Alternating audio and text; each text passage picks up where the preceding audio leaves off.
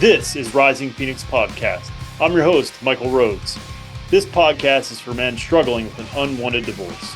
I interview experts on divorce, mental health, and I provide insights gained from my own divorce journey. You are not alone. Join me. Joining me today is Bev Mitleman. Bev, let's just jump right into this, and why don't you tell us a little bit about yourself? Thank you so much for having me here and to speak with you and your audience. So I've worked in the field of personal development, professional growth for the last 25 years, the bulk of my career. And I focus in relationships and attachment trauma. So what that really means is understanding how our childhood patterns actually affect us when we grow into adults and the impact that it has on all of our relationships. So, our relationship to ourselves, our relationship to our friends, our family, our coworkers, and also to our romantic partners. Yeah, I love this topic, as I was saying before we uh, jumped into this, and I'm fascinated by it. And I think it's incredibly important, and I think it does begin in childhood. But let's talk about or is developed in childhood. Let's talk about that a little bit more. First, let's define it. What are attachment styles? And if you want, we can go over the styles that they are. But just a broad definition is of what are they first? Sure. So it's a great place to start. So when we're talking about attachment styles, we're actually talking about the way in which we create an emotional bond with another person, right? So how we connect, interrelate. And it's really important to mention that everyone has an attachment style. So there's four broad categories. We're going to get into that. But we all fall into one, usually with a secondary pattern as well.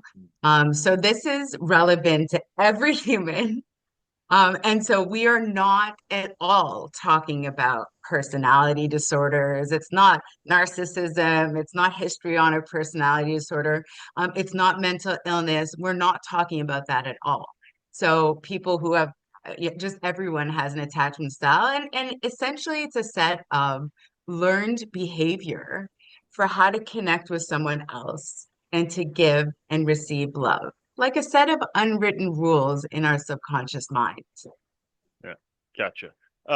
Okay, so how do they develop? What makes what determines what your attachment style is?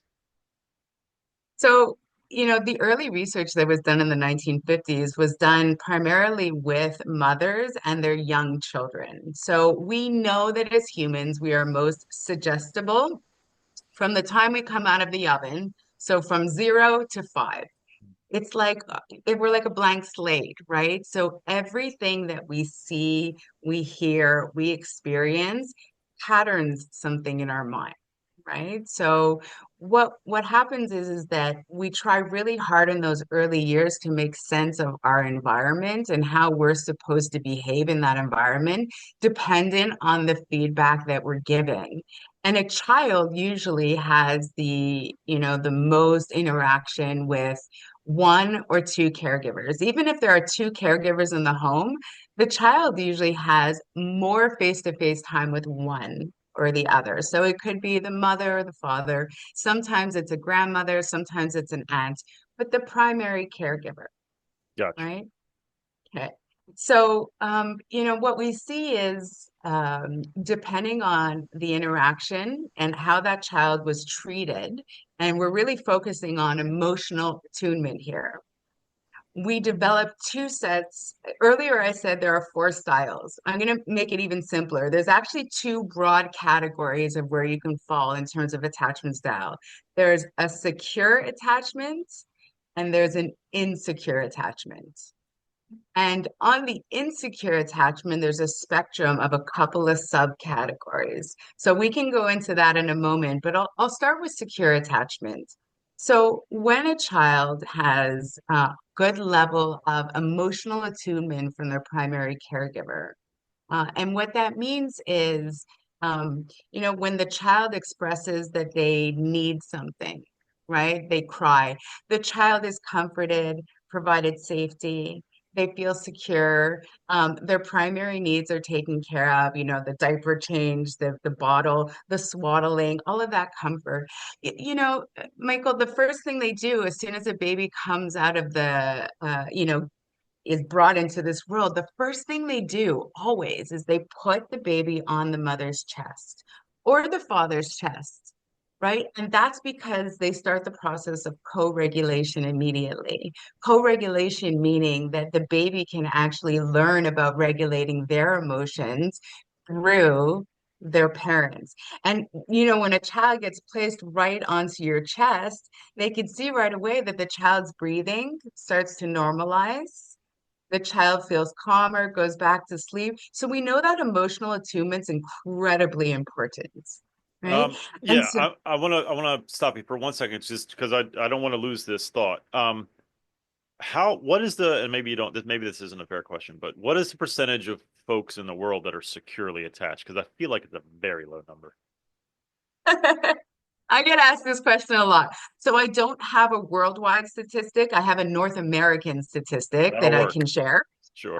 Just to be clear, it's not worldwide. So the stats that I've seen, and they vary from study to study, right? Sure. And the problem with this is social science, right? So it's self-reported, right? So when we Mm, originally did the studies in the 1950s with the children and their mothers, we could do observational study. We were right. watching the behavior. But as we go into adults, we ask adults to self-report. And so there's variation on the stat. The statistics as they stand today are in North America, 40 to 60% have a secure attachment.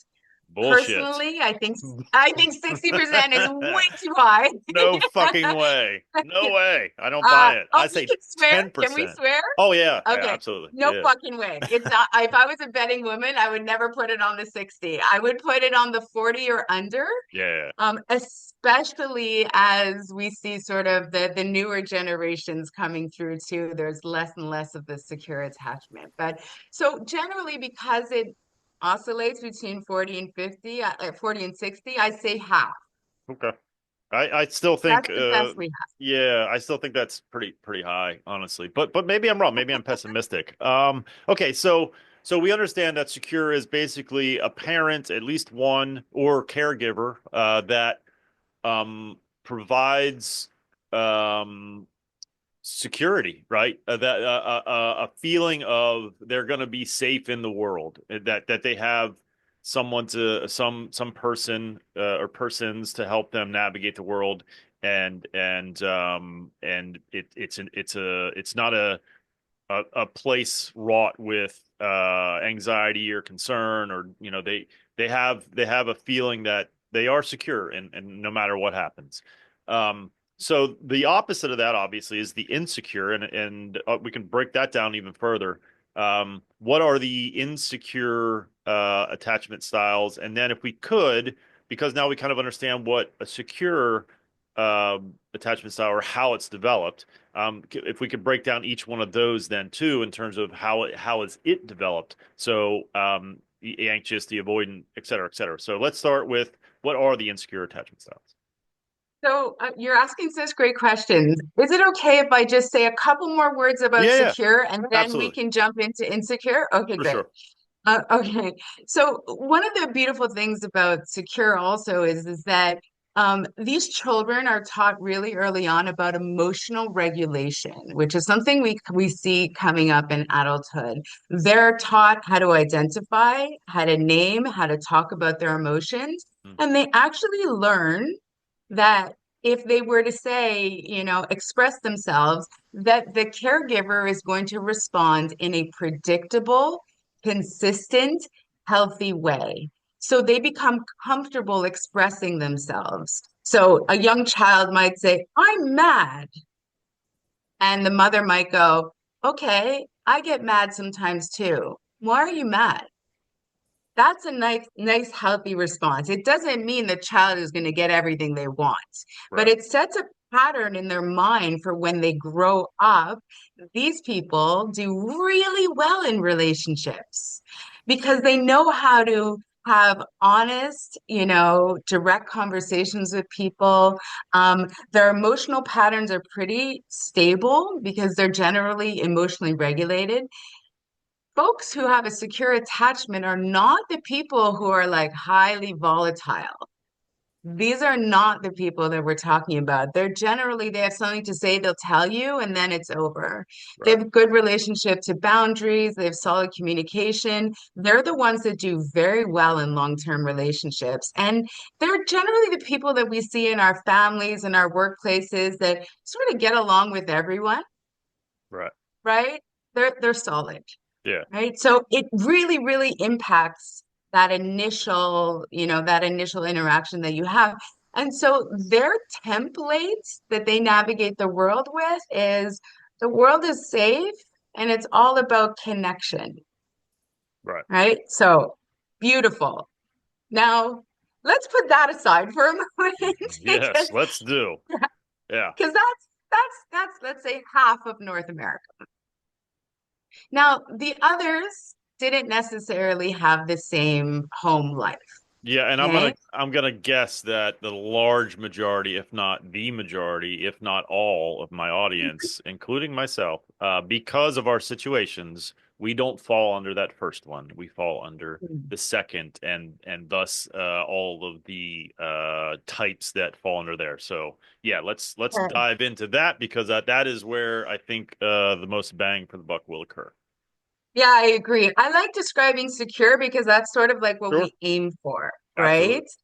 absolutely. But I do want to share with you and your audience that I myself grew up with an insecure attachment. And when I found this work years ago, worked to change my own attachment style. And this can be done in adulthood.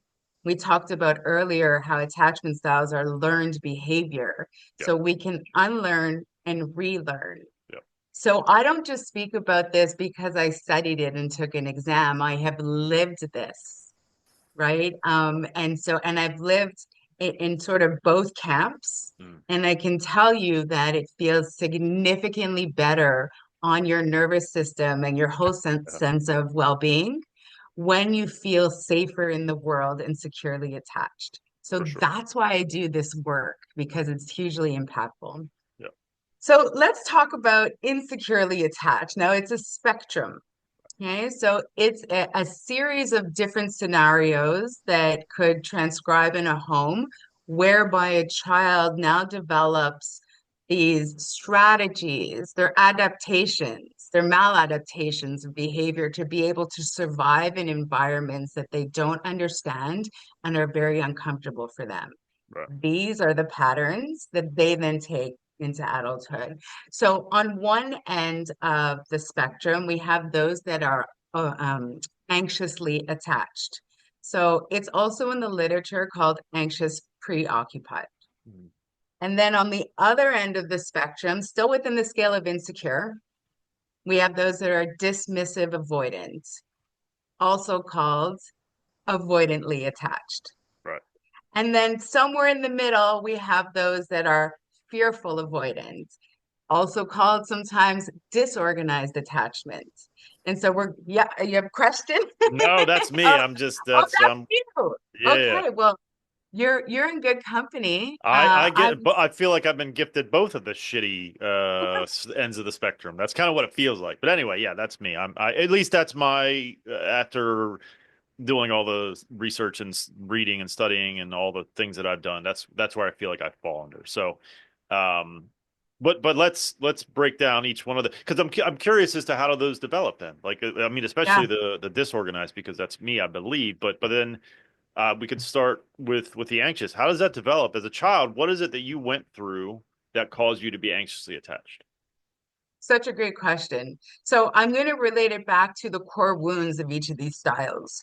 The core wounds that we carry from childhood into adulthood for the anxious attacher, the top one is I will be abandoned. I am unlikable. I will be excluded. I am unlovable. I am not good enough. So you can get a sense of what a person would have experienced to develop those types of wounds. So generally, we're talking about someone who was dealing with a caregiver who was emotionally unavailable. Someone may, for example, might have had a parent who was alcoholic, someone who was highly unpredictable. Maybe the mother had too many children to care for and just wasn't able to give one child attention. Maybe there was reasons that the mother had to go away for work and the child was often left with other family members. Maybe the child wasn't valued for their ideas and their creativity, just what they were able to do, or they were parentified. They were put into a position where they had to care for younger ones. There is a bunch of situations whereby a younger child would be running after, metaphorically, right? Running after the love of the parent who was just unable or unwilling to give them what they needed. Right? Okay. Maybe the parent did have a mental illness. Maybe the Mm. parent was narcissistic. Maybe the parent had bipolar disorder. We don't know. But in Right. any case, the parent was not able to provide that emotional attunement to the child. And the child does not have the critical thought at that young age, because critical thinking comes later, right? They Right. don't have the critical thought to say, well, my mom's dealing with her own shit. Right. It's sort of her problem. What every single child will do is they will personalize and make it about themselves. If I did better in school, my mom would love me more. If I cooked a better meal or I made my bed better in the morning, or if I was prettier, or Right. if I was, then my mom would love me. Right. So how does that differ from the avoidant then? Because it seems like there would be some similarities there in terms of they're just not getting what they want. But why is the well, first I guess let's what is it that happens in childhood that creates an avoidant attachment? Okay, excellent question. So I'm going to just finish with the anxious preoccupied for a second because I want to make the connect back to what happens in adulthood. In adulthood, this person continues down this pattern of thought where they're chasing love. They're always trying to prove themselves. They're always trying to chase after something and hold on to a relationship because that's the pattern that they learned. So in relationships, this is, they will often be called needy, clingy, usually highly emotionally volatile, right? Because they are not emotionally regulated. So these are what people call the sort of clingy, needy people. And I'm sure, there's some other interesting things that comes about this, like because these individuals are unable to self-soothe, they do require input, constant reinsurance, approval, validation from external sources. So I don't know if you have any people in your life like this, but if something, like I had a friend or two like this, if something happened to them in the day, they would call me and speak to me about it for an hour. They'd hang up the phone and they'd call another friend and speak to them about it. They'd spend the whole day speaking about it because they just didn't have the ability to sit with their own feelings and process it. They needed everyone and anyone to input. And there was always some sort of trauma, always some sort of drama happening. This is their wavelength, Hmm. right? Gotcha. Do you know people like that? Oh, I mean, yeah, they're yeah, for sure. 100%. They're everywhere. Sure, absolutely. That's why Yeah. that 60% number, I don't even think it's 40%. Um, Listen, we're raised by humans, and Yeah. therefore, because humans are fallible, they're going to make mistakes, and that is going to cause us some damage to varying degrees, obviously. And the demands of a modern world are even more than previous, in my view and opinion. And so, therefore, you're giving people um, or people are given so much to deal with, and then on top of that, they have children who are going to be neglected in some shape or form, and that's going to create these. I don't know if negative is probably not something you want to use, but these challenging attachment styles. So yeah, absolutely, 100%. So I do want to mention, I know you and I are both parents. I've raised two sons. They're away at university now. Um, it's not about being perfect as a No. parent. It's also not about blaming parents. I Yeah. really do believe that parents do the best that they can with the information they have at the time. Um, but, what a child really needs is consistency. Right. So most of the time, right? Behavior is predictable. So if you lose your shit one day, that's not going to ruin your child for life. That's not what Right. we're talking about. Right. Okay. Like we're talking about repeated patterns, Yep. right? That the child comes to predict as this is just how things. Right. Okay. So let's talk about the dismissive avoidant. They've got a little bit of a different, I would say, foundation. Well, can we Um, can we can we hit avoidant? Is that so? That is avoidant. dismissive That's avoidant. yeah. Gotcha. Yeah. All right. But you're right, also called avoidant. So we started with anxious. Now we're on the other side of the scale. We're at avoidant. In Yeah. the literature, it's called dismissive avoidance. Gotcha. Okay. Apologies. So the dismissive avoidant often comes out of a house where there is emotional neglect. Neglect. So it's interesting because I have quite a few clients who are dismissive avoidant. And when we talk about their childhood, they most often say, yeah, I had a great childhood. Like I had 3 meals a day and a warm bed to sleep in. Right. But they're misattuned to what they didn't get in terms of emotional connection. So this child was often left alone a lot to deal with their own emotions. So this would be the type of scenario that a child would come home, let's say, crying because maybe they were bullied at school, and let's say a mother or father would say, stop crying or I'll give you something to cry about, Yeah. right? Heard that one. Totally invalidated their experience and didn't provide any emotional support, right? Or, you know, even a child is trying to express themselves, the situation we talked about before. Mommy, I'm mad. Instead of saying, we all get mad, tell me why you're mad, this mother would have said, great, you want to be mad? Go to your room. I don't want to see it.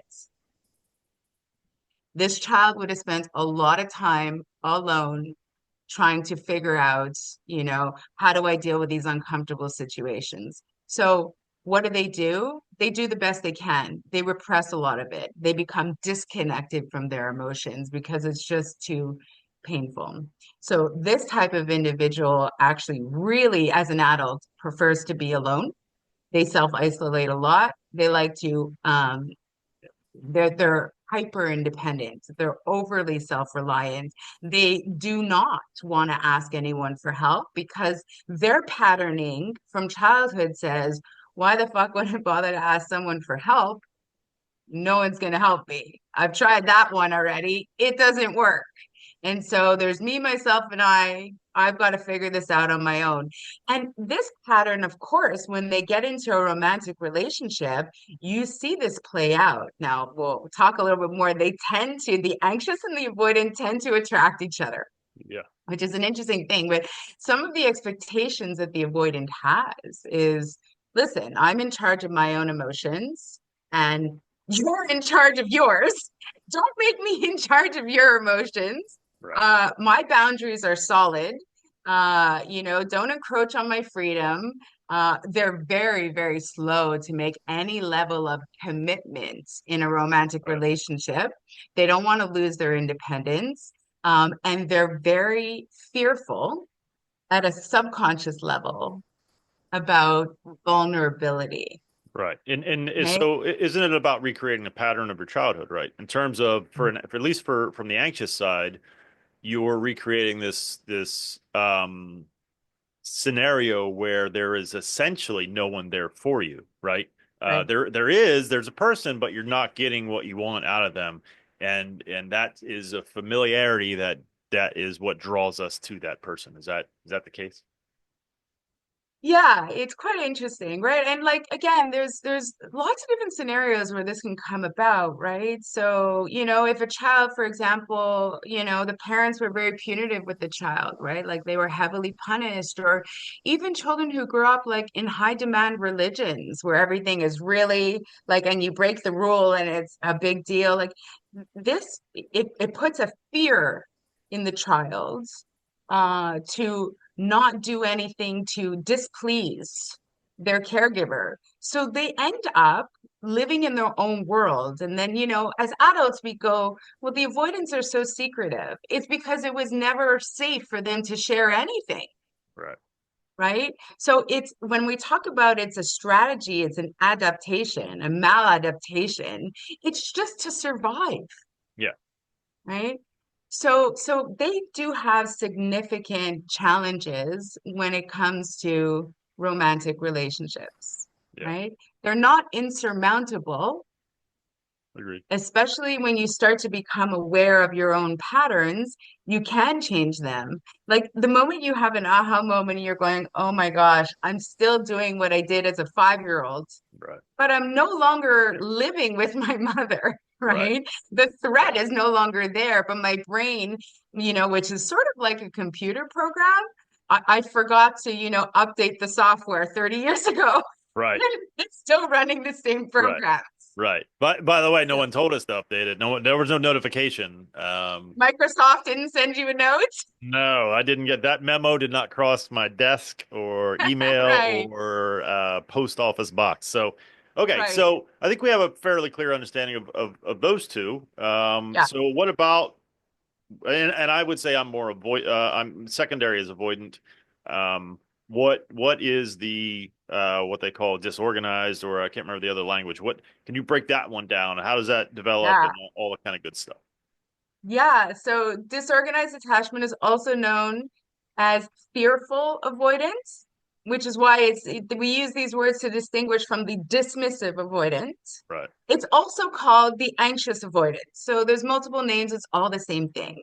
What it means is that these individuals have a mix of characteristics of anxious traits and avoidant traits. Now, Yeah. this is the fourth category. It's estimated that about 10% of our population falls in this category. I myself was also fearful avoidant for many years. I could tell you a couple of things. These children generally had some of the tougher childhoods. Hmm. They generally have the most core wounds and some of the deepest core wounds. And so, when I work with fearful avoidance, I have a lot of empathy. I've been there myself.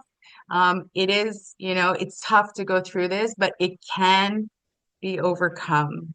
Now, how does this actually come about? Generally, the pattern that we see is when there is abuse in a home towards a child. Now, it can be, we know that abuse can take on many different forms, verbal, physical, emotional. It could be sexual. It could be all of the above. But I want to take a moment so that you and your audience understand just how sad this is for a child. Because let's say we're talking about, again, a little boy, let's say a 4-year-old boy and his mummy.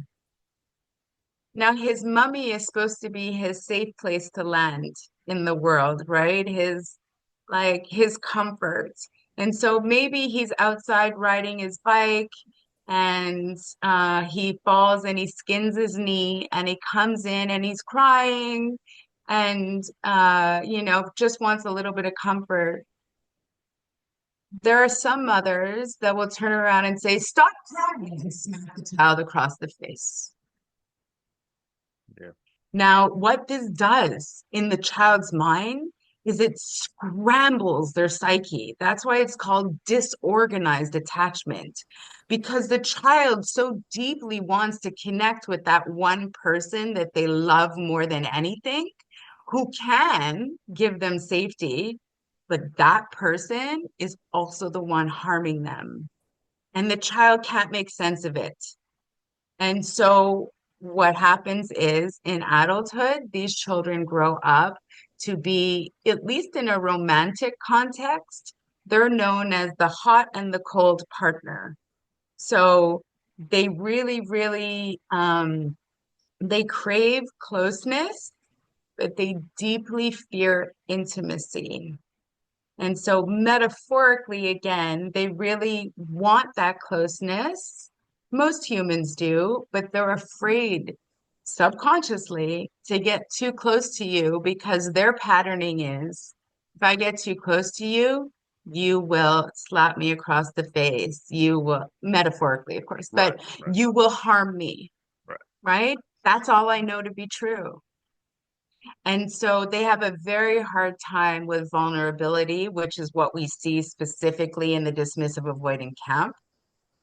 But they also really crave that interaction and that closeness, which is what we see specifically in the anxious camp. So they're in both. And then, to make things, because people we're not so cut and dry. Everyone's quite nuanced, Very right? true. And Yep. so yeah, so what happens is that we usually have a primary attachment style. I think you mentioned you're fearful avoidance, and then you have a secondary, which means I think you said you're leaning avoidance. Yeah. That's very common, right? Now, what would happen in a romantic relationship, let's say you and I are in a romantic relationship and you're fearful, avoidant, leaning, dismissive, right? But I myself am dismissive. Let's say I'm dismissive, avoidant.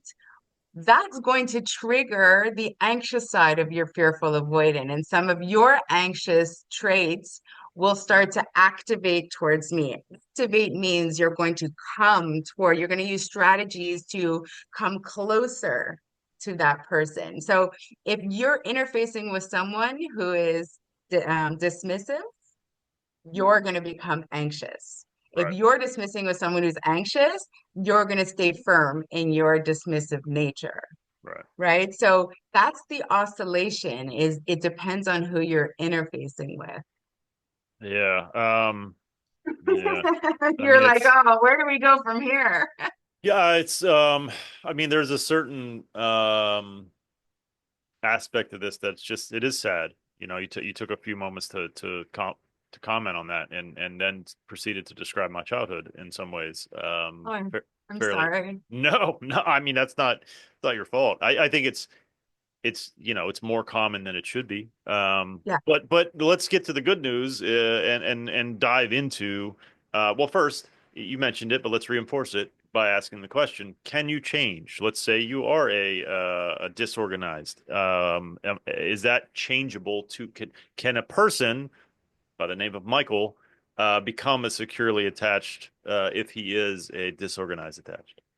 Yeah, yeah, you can. So, it's everything in the body is malleable to a certain point, right? So I like to make references back to, in the last 2 decades, there's been like huge emphasis on physical fitness, Right. right? So even if I'm starting out at 300 pounds and I've never lifted a weight or jogged around the block, can I get into shape? Of course you can. It's going to take longer.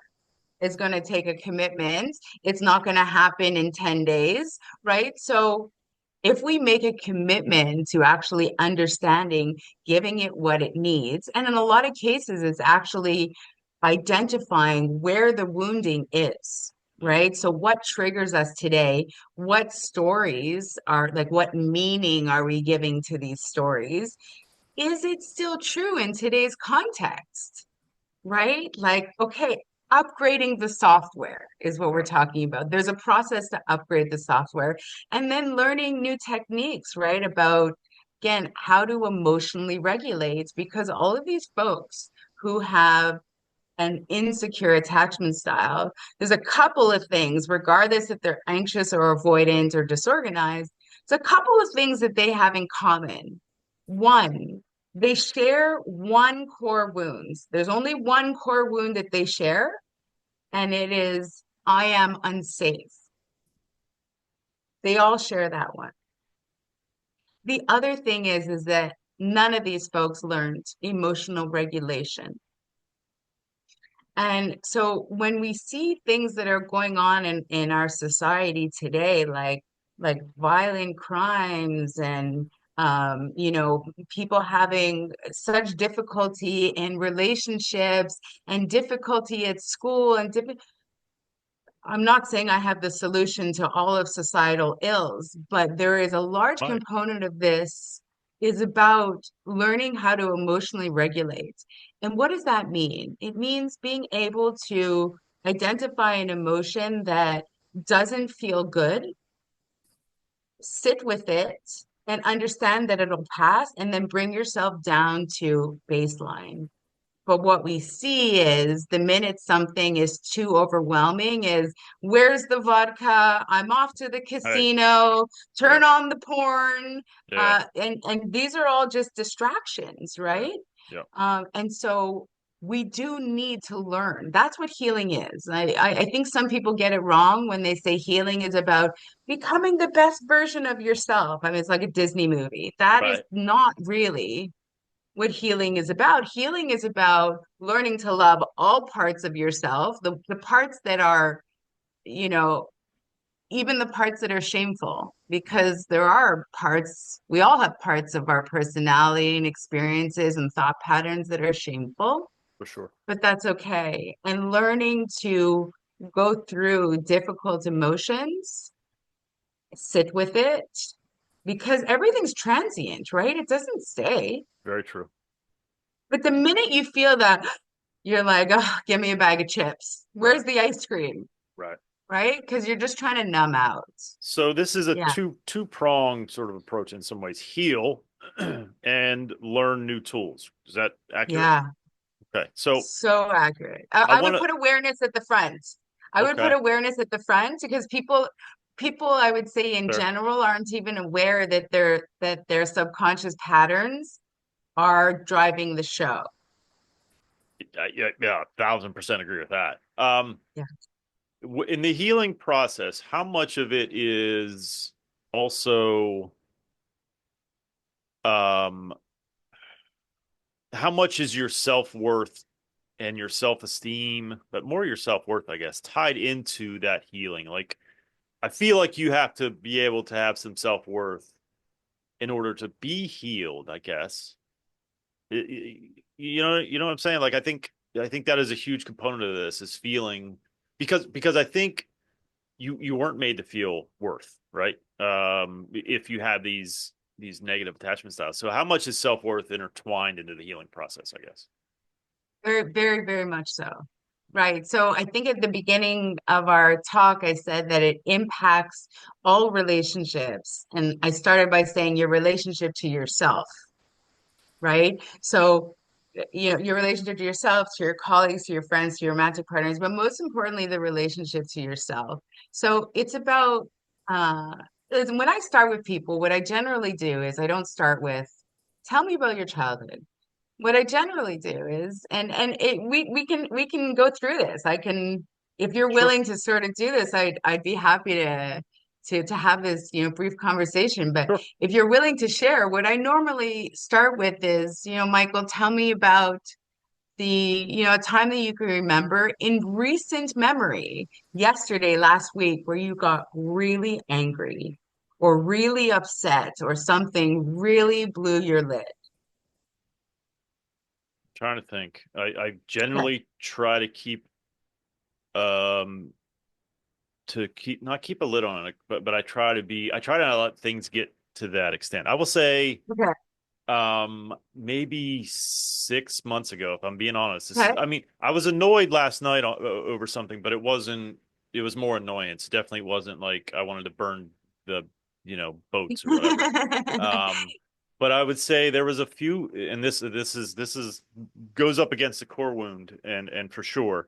I was accused of being unprofessional by a colleague, that I thought had no fucking basis in reality. Like I don't know how much I want to go into. It's not that long, but I was asked the question. Um, we actually in about an hour and 10 minutes, I'll be having the same meeting. We have these Monday meetings, and it's kind of like, what are you working on? And I said, I don't have anything today because I'm just getting back from vacation. And I was told that that was unprofessional. And that set me off because fuck you, I'm not unprofessional. I'm fucking getting back from vacation. I have a lot of emails to catch up on, and I think that's what I said. And so that one really touched against a core wound of there's something wrong with me essentially. So that's the last time I can think of where I got pretty fucking angry. So it's such a great example. And thank you for sharing. Sure. So this person, did did he make this comment in front of others? Were there other people on the call? No, it was a she, which Okay. is also probably part of the core wound as well. made some calls to two other folks, one being my boss, but another person first to complain about me. So it wasn't Okay, done so there in were a in there were there it wasn't done in a in the setting. okay, but there were other people that she said this. Yes. Okay. And what did you take it to mean when she said you were unprofessional? Um, fuck her is kind of what I thought. I mean, I don't think I had a moment of like, yeah, I am. I'm such a piece of shit. I don't think I did that. Not consciously, maybe subconsciously, but that wasn't a conscious thought. My first conscious thought was, fuck you. Um, but yeah, so I'm sure there was underlying subconscious stuff that was like, see, you're a fucking Hmm. piece of shit. But I didn't have that conscious thought. I just immediately went to anger. My kind of first thought was, fuck her, fuck you. Who the fuck are you? Criticize me. Right. So you recognize in that moment she said something and you went from 0 to 60, like it like went off and Yes. the anger. Yes. Okay. So your emotional intelligence is really high. You can recognize that when we go from 0 to 60, it's because yeah, absolutely, it's pushing on a wound that you have. Yeah. Because if you didn't have that wound, you would have just said, "Oh, fuck off. I just got back from vacation," and you would have laughed, right? Correct. 100%. Yeah. Okay. So, and then not only that, she made the comment, but then she complained about you to others. She did. Right. Okay. So we talked about how you're fearful, avoidant, leaning, dismissive, and I would, if I was in session with you, dive a little deeper to understand what core wound. But I can tell you that the top core wound for someone who is dismissive, avoidant is I am defective. Yeah. It is a shame wound. Yeah.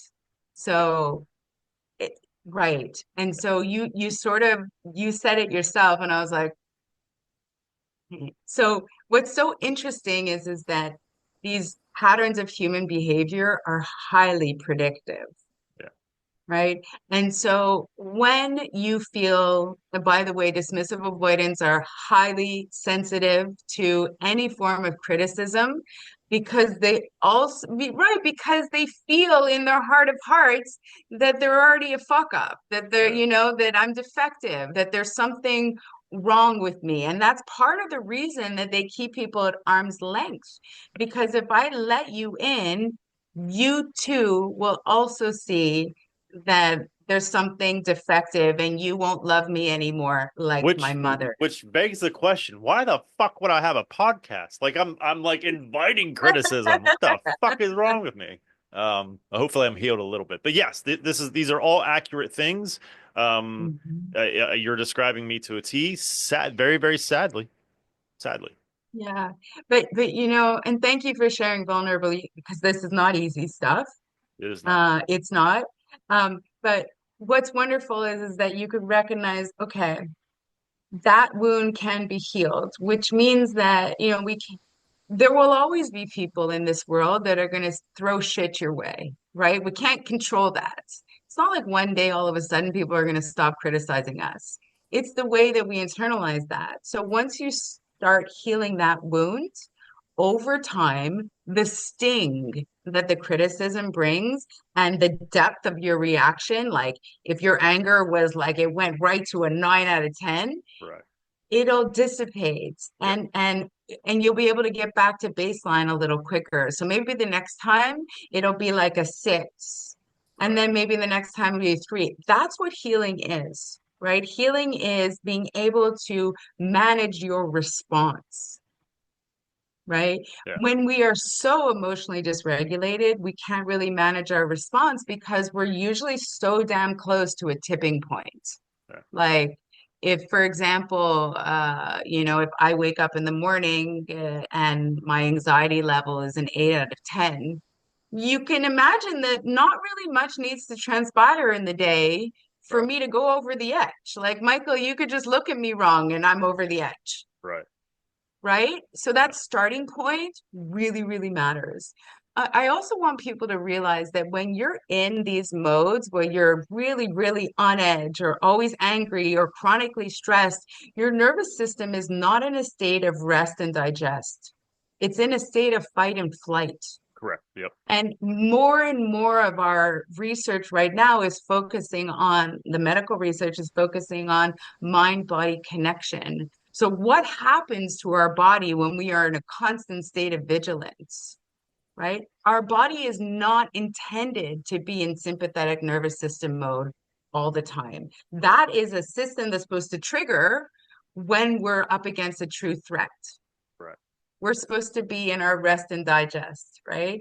And so what people are seeing now is just the incredible prevalence of chronic diseases and men at hitting 50 years old and having a heart attack and dying, and incredible rises in autoimmune disorders and incredible rises in cancer. And again, I'm not a doctor and I don't pretend to have all the answers, but there has to be a reason why we are moving more and more towards chronically ill, society. And Dr. Gabor Mate, who is a doctor who does Yeah. study this, he's one of my favorites. Yep. Yeah, I don't know if you've read his stuff. He's Uh, done a lot of stuff on addiction, but recently he wrote a book about the myth of normal. yeah. No, when I say I read it, I listened to it because it's a big book. But yes, I'm familiar with Yes. him. It's a big one. And Yeah. I listened to that one. Yeah. Excellent. Excellent book.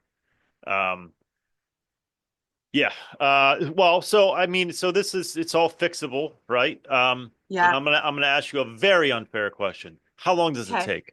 How long? Yeah. Okay. So uh typically I work with people from let's say 12 to 16 weeks. Okay. That that assumes a couple of things. A, they're going to show like weekly, right? Right. That's the cadence. A, they're going to show up and want to do the work, right? They're going to have that commitment. It also assumes that they're somewhere in the mid-range. Right. So maybe they're anxious, preoccupied, but they also have some secure attachment. So they might have a little less work to do.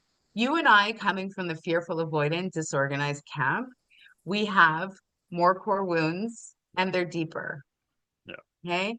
Because when you come out of a home where there is abuse, the trauma is significant, right? Yeah, so here's a bit of a rabbit hole. I don't want to go too deep into this. And I think we could probably have a conversation afterwards about maybe working together one on one. Sure, But I'd be happy to.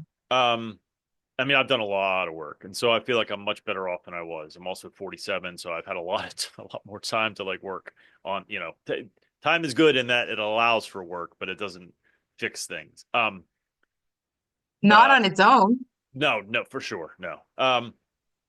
How do you what do you advise someone who the source of their and I hear what you said earlier and it's a true thing, but it's sometimes tough to wrap my head around. Our parents did the best with what they had. Yeah, okay, and you're not wrong. But I struggle with that because I still have to interact with my mother, and that causes issues. And some of those issues are guilt because I don't interact probably enough because she fucking lays the guilt trip. Um, how do you advise folks that their core wound is their parents and they still have to deal with them, in their lives? Yeah, so you mentioned that, it's like a three-pronged approach, right, to working on your attachment style: awareness, healing from it, and then also learning new tools. So some of the things that we learn, again, emotional regulations, but communication and also setting boundaries. Mm. So that is something I work with folks who are anxiously attached. Now, don't forget, you have a part of you that's anxiously attached Yes, because for you sure. just talked about how, well, my mother, puts the guilt on me. That wouldn't impact you if you weren't anxiously attached. You True. wouldn't care. Right. That's your anxious side For coming sure. in and going, I can't deal with her disappointment and her guilt. But you can set boundaries. You can set boundaries in terms of things you will and will not discuss with her. You can set boundaries with, let's say your mother's likes to scream at you and bang down the phone. I don't know. Right. Mine would do that all the time. um, you can say, I'm happy to have a conversation as long as there's no screaming or disrespect or hanging down the phone, right? So as an adult, you can put these in place. And if the other person decides that they don't want to cooperate, then you make a decision, right? And there are some adults who decide that taking a little break from their parents or their source of stress in that moment would be beneficial. So every situation's a little bit different. Sure. Um, but you do have a voice to be able to put some of these new measures in place. A lot of times too, once you start healing and you start sort of demonstrating another way of communicating with someone that's all about authenticity, respect, Mm. honesty, oftentimes that'll model it for the other person who also has no idea how to have a conversation like this. Very true. That is for sure true about my mother. And and then it goes again back to your point about, they did the best with what they had. So that's all true, and I understand it intellectually. Um, you like figuring out how to be for that to sit well or whatever, or forgive or move on or whatever. It sometimes can be challenging, but I think that's probably a more of a one-on-one discussion. And and I'm not surprised that boundaries is. I mean, that's obviously an important thing, and they certainly are. Um, Personally speaking, I'm much better at that than I was. But there's always work to be done. I really appreciate you doing this. What is if someone wants to work with you, what's the best way for them to reach out to you, get in touch with you, and learn more about what you do? Thank you. I appreciate it. So my website is securelyloved.com. We're actually a group of Oh, practitioners. It's not just me. They're fantastic. We are also on Instagram at securely_loved. My adult children have taught me TikTok, and so we're on TikTok as well. nice, Yeah, they've modernized us. So we're sort of all over the place. awesome. I do have a free attachment style quiz on my website. Again, it's securelyloved.com. There's a button that says attachment quiz. It's a set of questions. It takes about 5 minutes and then it'll spit out an answer just to give you an idea to Cool. start your journey on that awareness, right? Like, where do I fall? And then if you're interested in learning more about the program, you can book a free 20-minute consult with me or any of the other practitioners at Securely Loved. And we go from there. Awesome. Well, again, thanks so much for doing this. I'm definitely gonna have a conversation with you about doing some stuff personally. So the last question that I ask everyone is, what words of wisdom would you impart to a man just beginning his divorce journey? Hmm. Yeah, it's such a good question. I would say give yourself grace. What does that mean? Give yourself grace to be angry. Give yourself grace to feel sad. Give yourself grace to not know what you're feeling. You will go through a mix of emotions initially, and that's okay. Don't try to run away from those emotions. You get overly drunk or, you find someone to sleep with so that you don't have to think about what happens is when you use all of these sort of short-term, distractions, is it really just lengthens the amount of time that it takes for you to heal. So if you can find the strength to go through the emotions and allow yourself to be angry, frustrated, feel sad for a couple of days, talk to your friends, rely on your family. Don't overly isolate, right? Like you want to bring yourself through this healing process as quickly as you can. Yeah. Um, but the only way to actually heal is to go through it, not around, not next to it. So allow yourself to go through it. try to figure out what is it that you really want? Like, what was your role in the relationship? And take the time to just find yourself again. And I promise you, you will.